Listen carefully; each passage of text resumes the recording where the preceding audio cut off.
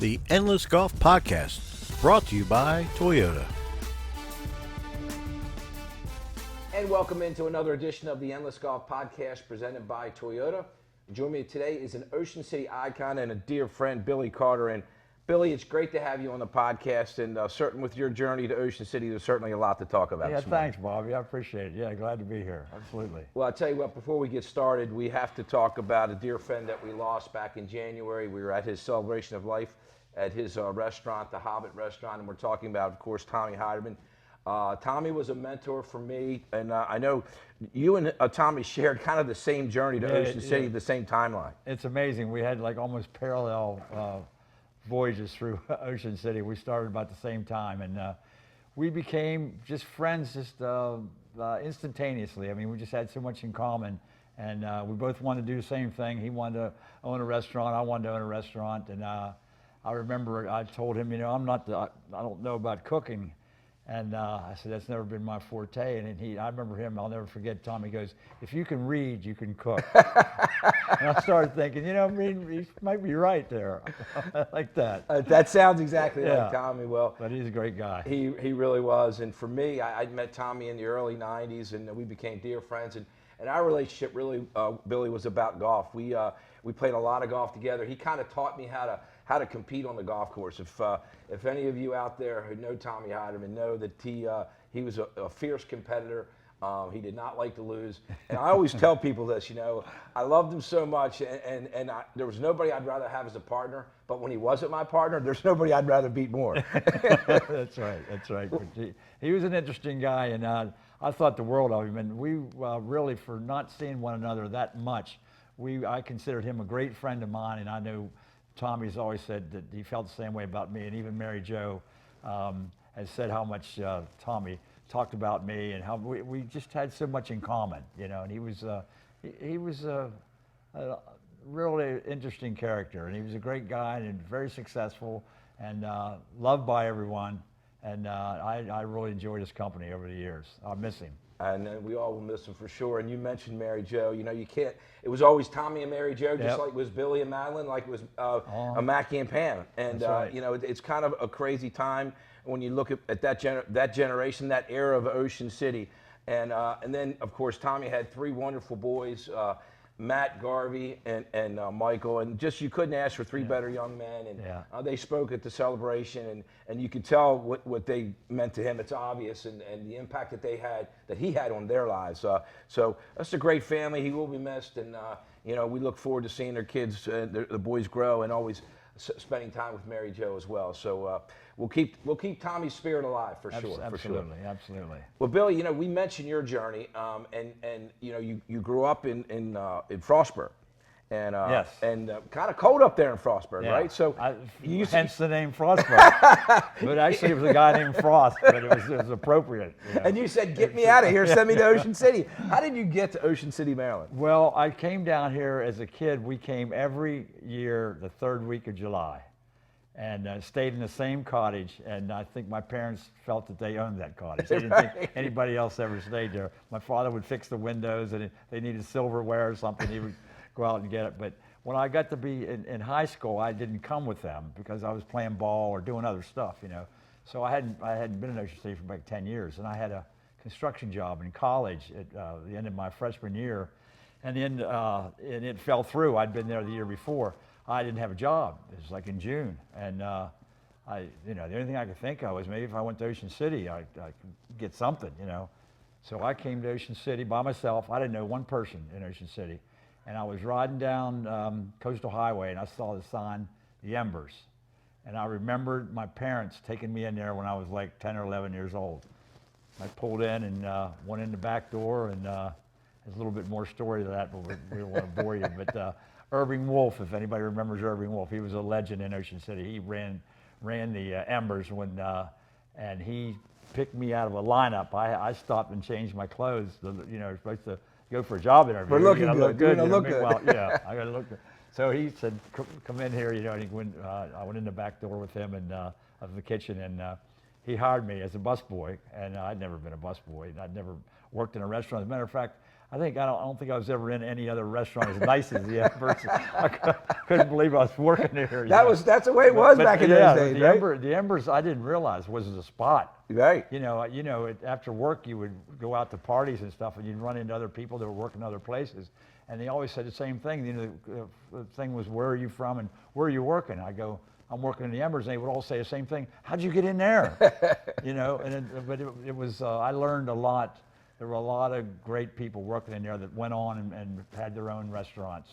Alex Fischetti, Terry Gallo, Ronnie Buckley, on and on, Jimmy Lennon, John McDonald. I mean, on and on. It was like an all-star cast in there that I was unaware of. So I got to learn from guys that knew what they were doing. And that's pretty amazing. It was invaluable. Another Ocean City icon was part of the Embers, obviously owned the Embers, was Sam Towson. Oh, my God. And what a character, what a man he was, Yeah. and what an impact he made for Ocean City. He was one of the most cherished moments of my life. I was asked years later when he died, I gave his eulogy. And that was like, what? You're asking me, but I remember Jay Toston calling me and asking me to do the eulogy, and I said, you know what? I know I'm not the first one you ask. There's no way I'm the first one, but I'll do it. I'll do it. But Sam was, Sam was bigger than life. He was really. He just everyone admired Sam, and he inspired a lot of people to go on and stay in the restaurant business. He just was. He had it all together, and he was just a wonderful guy and an unbelievable businessman. Everybody admired as Mr. Sam, as we called him. And of course, he had a great brother, Irving, Mr. Irv. And it was just a wonderful experience. I was there 3 years. It was fantastic. So from there you go where? From there, I went to the Hurricane nightclub, which was like Frank Caniglio, right? Frank Caniglio. Frank Caniglio. What a man he is. What a great guy. I got to know Frank over the years, and ended up having Bradley's down in Palm Beach, and Bradley's is still there. His son's running it now, Yeah. and Frank has passed, but he was a great man as well. Yeah, he hired me, but it was interesting how this happened. I'd gone back to Washington in the wintertime, and I was the banquet manager of a Holiday Inn in Gaithersburg. I had a great job. It was a great job, and that's another story too. But Frank called me because I hung in the Hurricane after work at the Embers. Right. I lived across the street. So he called me. He said, "I need one more bartender. Come on, Billy. You don't want to stay up there in Washington this summer." So I said, "Yeah, you know what? I know." So I asked my boss for a leave of absence in the summer, and he said I could have a leave of absence, but I ended up never going back. But I got there at the Hurricane. Frank had sold the place between the time he hired me and the time I was supposed to start. And I walked in the Hurricane, and of course I knew all the other bartenders. They said, we got a new owner. And I said, well, shoot, Frank hired me, this guy, I don't know. Just get behind the bar. Start working. So I did. I got behind the bar, and the guy that owned it was a Bloom, Mr. Bloom from Wilmington, Delaware, a great guy. He just thought I'd been there all the time. So, that's a typical Billy Carter story right so there. I was there 3 years at the Hurricane, and then from there I found out that people actually drank during the day, and that Fager's Island was open during the day, and I could work day shifts. I couldn't believe that. I actually could be off at night, work day shifts. So the guys that were working there, Tony Behringer, Chuck Rock, Lee Anderson, they all talked me into leaving the Hurricane and going to Fager's. So I was 3 years at Fager's too, but I could tell a million stories. Well, about that's a great start to your journey in Ocean City. Yeah. But probably the most important thing that happened to you, besides BJ's, and we'll talk about that in a minute, is when you met Madeline. Absolutely, yeah. See, I knew her for a few years before we got together, and I knew some of her old boyfriends who were friends of mine, and you know what? I would see her. I remember her coming into Fager's, and I said hello, blah blah. Knew where she worked, and she worked at the carousel, and anyway, just one thing led to another, and we just started seeing each other, and we've been married 35 years, and I was with her probably 5 before that, so That's a long time. It's a long time, but it's a great story. And I tell you what a great relationship it's been over the years. You guys ended up having two restaurants, BJ's North and BJ's South, and I know Madeline was a big part of the South. She's always been a big part of all both restaurants, but South was kind of her baby. And Billy, it's probably a good time. We'll take a quick break. We'll come back, and then we'll talk about your journey with BJ's on the Water with Madeline and starting the business and how kind of that all came about. It's a great story, and we'll talk about more in just a minute, so stay with us. Sounds great. And now a word from our sponsor. I love a good adventure, and my friends and family do too. So we all drive Toyotas. Tacomas for my rugged buds, and Corollas for my city crew. And I drive a RAV4 that I take camping, shopping, and basically everywhere else. We all picked our Toyotas because they're reliable and efficient and have amazing resale value, saving us money now and down the road, so we can make every day an adventure. Check out buyatoyota.com for deals and inventory. Toyota, let's go places.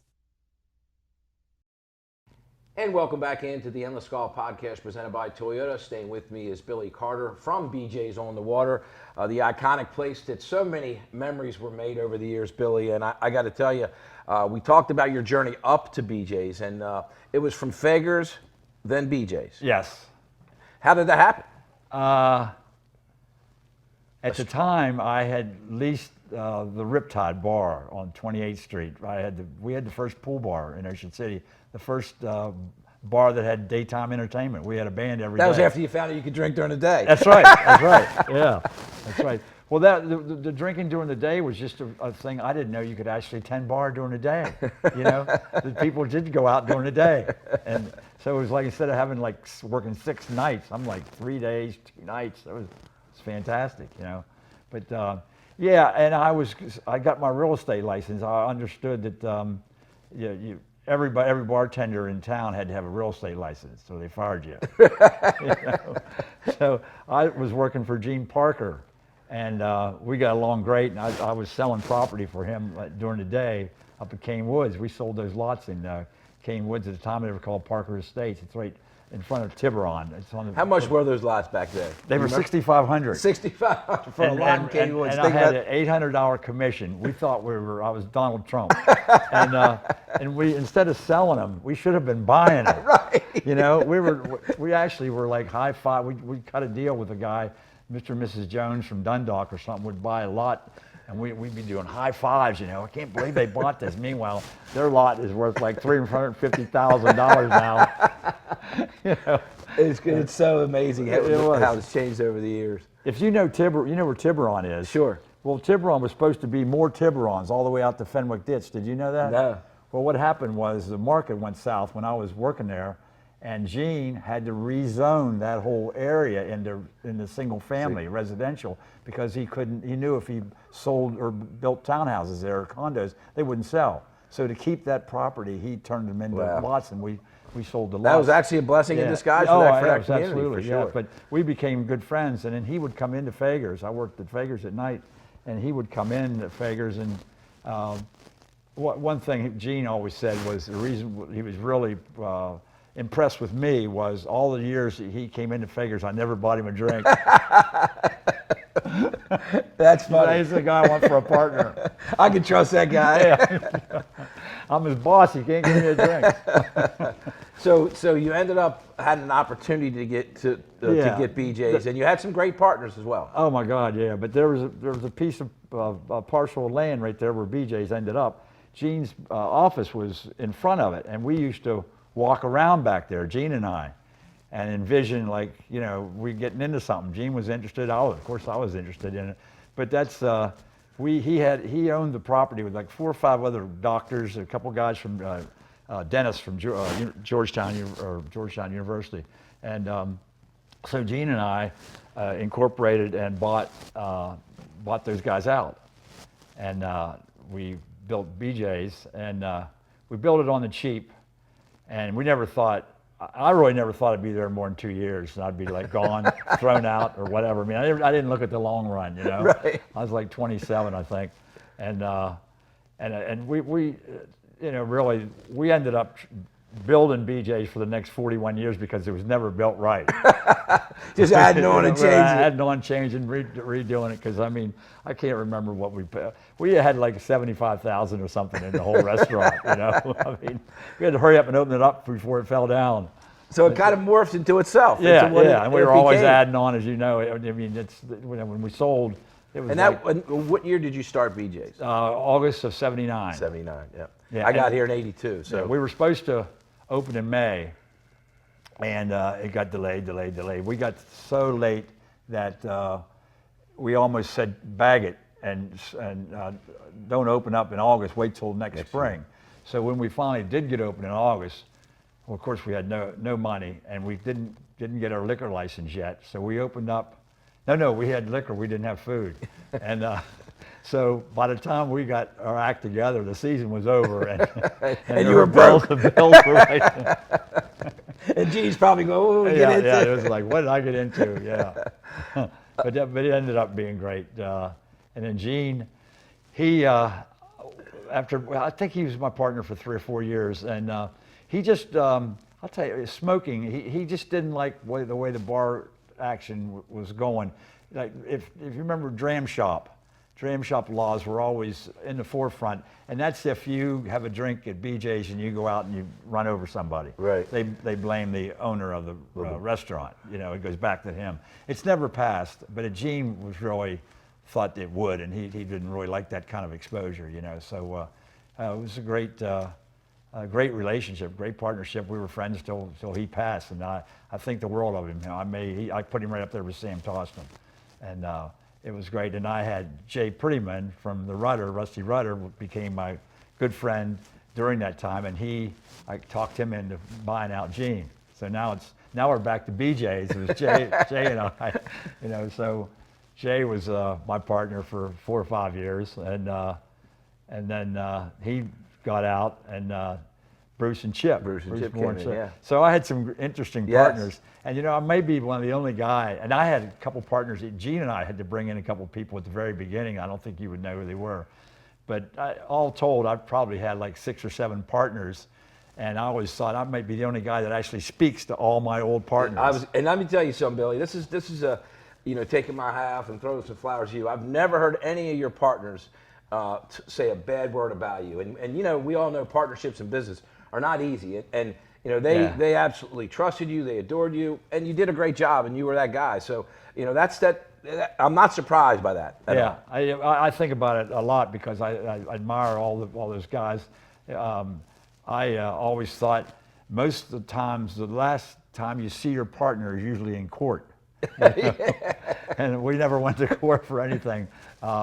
Well, we did go to court, but it wasn't between us. Right, for other things. Yeah, right. But yeah, it was. I'm blessed. You know, I'm blessed. I mean, a lot of good things happened to me, and I was blessed to have fantastic partners. I mean, yeah, good partners, good businessmen that could kind of lead you at a young age, and you did all, you know, the legwork and the grunt work, putting the people together. And I know one of the things that's always been important to you is your staff. You always had a great staff, and one of the things, if you ever had a chance to go to BJ's, which most everybody did, you could always see the pictures on the wall on the way to your bathroom and around the restaurant of all the staff that you had. You take a group picture every year. I know that was important to you. Yeah, I don't know how that was one of my better ideas, because I don't know where I saw that. I'm sure it wasn't originals.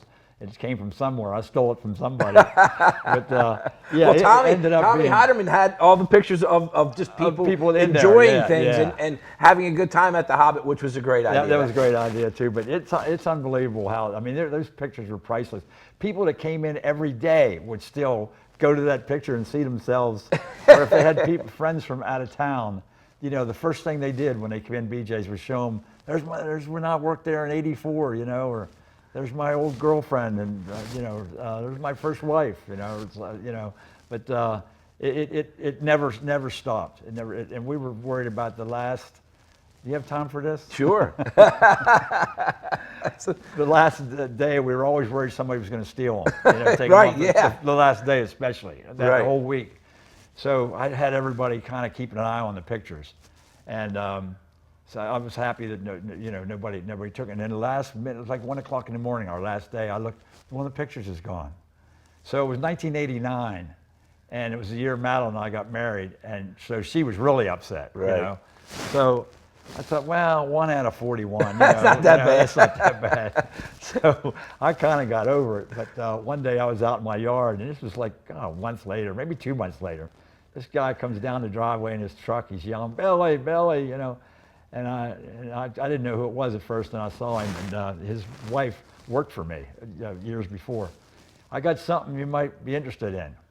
Well, they were in BJ's with friends of theirs. And Linda, we called her Lulu, she would look at her pictures. There's nobody looked at her picture more than she did, right? So she obviously was looking, taking these people and showing, there's me, you know. So this guy, they went to a party like months later. Lulu and her husband went to a party with these people they'd been with in BJ's. And he presented them with that picture, you know. And they were mortified. Like, what did you do? Lulu's husband goes, "That's not your picture.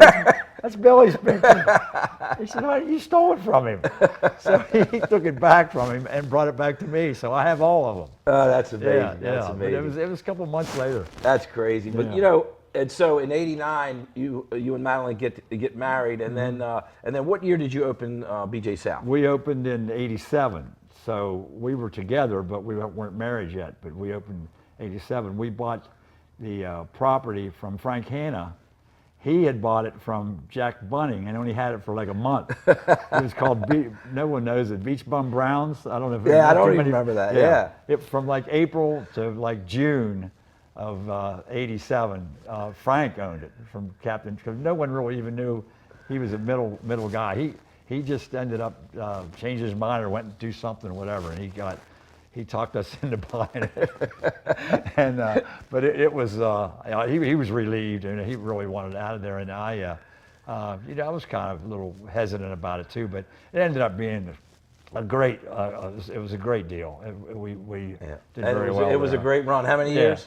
We had it. Well, how many years from BJ's you opened in '79. So we were 41 years 41 at BJ's, years, and then '87 to '04 we were like, I can't do the math. That's 10, so like 17 years we had BJ South, and it was. Hey, I miss them, and but it was a great run. I got great memories, and it was wonderful. And we've got a lot more to talk about. Billy and I have kind of decided we're gonna kind of get together and talk about Old Ocean City in some future podcasts. But before I let you go today, I do want to ask you, like, if you had some advice for a young restaurateur, people starting out in the business, what advice would you give a young restaurateur just trying to start their own business in Ocean City or really anywhere? Well, for one thing, the restaurant business, which people did ask me all the time, and one of their classic questions was, how much time do I have to put in to the restaurant if I own it? And I said, if you got to worry about that, don't do it. I mean, there is no time clock. You might work 1 hour one day, you might work 18 the next. I mean, you don't leave until you can leave, and you don't go back until you know you have to go back. But the time thing, I'm very, very fortunate because I'm one of the people, well, a lot of people, but myself included, I actually found what I was really supposed to be doing. You know, a lot of people are in a job their whole life that they hate or they can't wait to get home or whatever. I never, ever had that feeling. I wanted to get in that business. I love the business. As far as I'm concerned, I don't even know if I've ever had a job. You know, I mean, The customers were your friends. Yeah. That's what I miss most is the friends, and that's where my band kicks in there. That's a whole different conversation. We definitely have to talk about the But, band. I mean, you've been a big part of. Music has been a big part of your life. Yeah. Always. So. Yeah. Music was what really kind of kept me in the business. I mean, I had to have bands, and I loved booking the bands. And but to go back to the original question, you got to find something you really love. I mean, I'm saying it goes back to where I never thought I even had a job, is because I did love what I was doing. Yep. I never thought, I got to go to work tomorrow, or I never thought that. So I mean, it's hard to be good at something you don't love. Absolutely. You know, absolutely. so it's hard to put your heart and soul into. That would be my main piece of advice to anybody that was contemplating doing anything. Anything. Yeah, anything. It doesn't have to be a restaurant. Well, I'll tell you, Billy, that's great advice, and it's always been a pleasure. You've been a big part of my journey here at Ocean City. I can't thank you and Madeline enough for your support over the years. For all my golf shows and all the things that we did together. Sometimes you didn't even know what the hell we were doing. You'd say, you got Bobby, that what are right. we doing? and then I would use the old stallion line on you. Just stick to the program. And I say, Bobby, what is it exactly that I do with you? Oh, gosh. Are you doing all right? I go, yeah. He said, well, then stick to the program. Oh, man, it's been so much fun. And we've been lucky to live in this great Oh, town. my God. How about it? And we've got so much more to talk about, which we will do in future podcasts. So, Billy Carter, it's been great spending some time with Bobby. you. It was a pleasure. Always fun here. You've been able to talk about some great Ocean City history with some great people. We'll see you next time right here on the Endless Golf Podcast. So long, everybody. The Endless Golf Podcast has been brought to you by Toyota.